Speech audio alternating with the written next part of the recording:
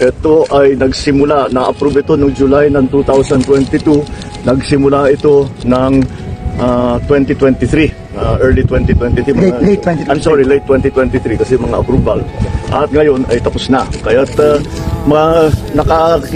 natulungan naman tayo ng ating mga Chinese na contractor dahil ang ganda ng technology nila kaya napakabilis at marunong talaga sila magpatayo ng magandang tulay, magandang infrastructure na mabilis at nasa tamang gastos, nasa tamang presyo.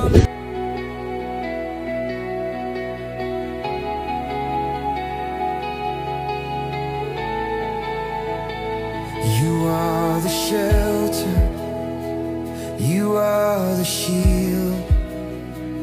Through every battle, your power revealed.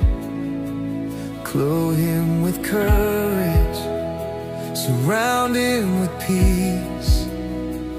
Lead him with wisdom, your grace never cease.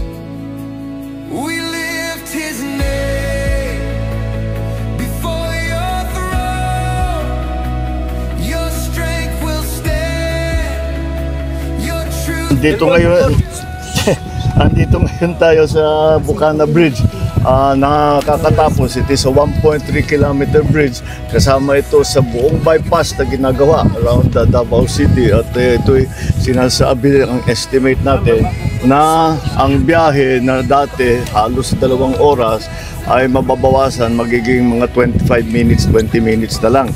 Kaya't malaking ginhawa. Lalong-lalo na ay ngayon na magpapasko tayo, alam naman natin nangyayari sa traffic. Kaya ito ay magagamit. We will open the bridge on the 15th, December 15, gagawin na. Matatapos yung buong bypass by December 2027. So tuloy, tapos na lahat ito all the way. Kaya ito ay nagsimula, na-approve ito noong July ng 2022. Nagsimula ito ng 2023. Early 2023. Late 2023. I'm sorry, late 2023 kasi mga approval. At ngayon ay tapos na. Kaya't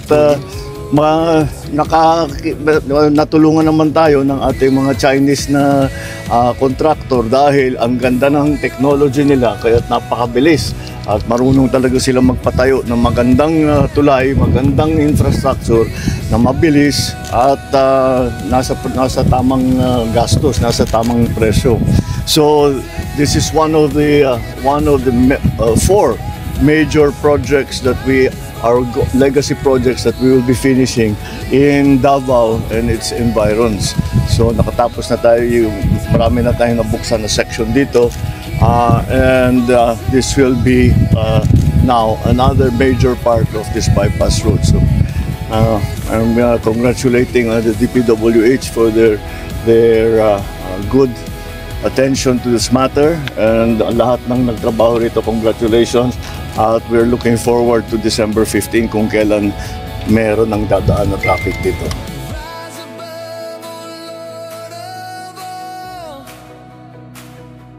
Sa kabuuan ng tulay. Pero ang buong project natin simula sa approach and up to approach is 1.34 kilometers. So ito yung mag-uugnay sa kahabaan ng coastal road from the west side to the east side.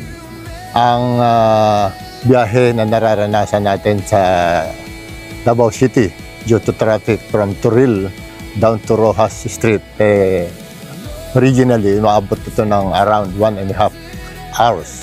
Sa pagtatapos ng ating tulay, malilesin ito at magiging 30 minutes na lang ang abutin ng biyahe natin. This is a ODA project, a China Grant project na binagalog sa atin ng Chinese government. Ito ay merong 4 lanes na may combined sidewalks and pedestrians sa kaliwa at sa kanan ng ating tulay.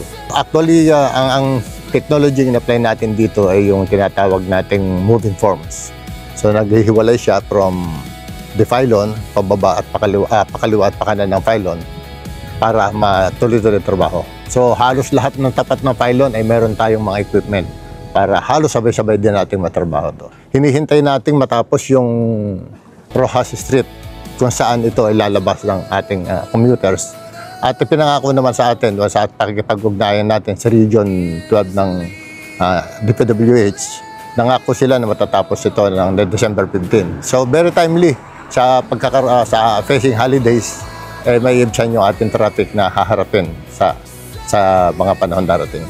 Ang traffic ay nagkakaroon ng economic loss na according to studies, billion pesos po sa loob ng isang araw.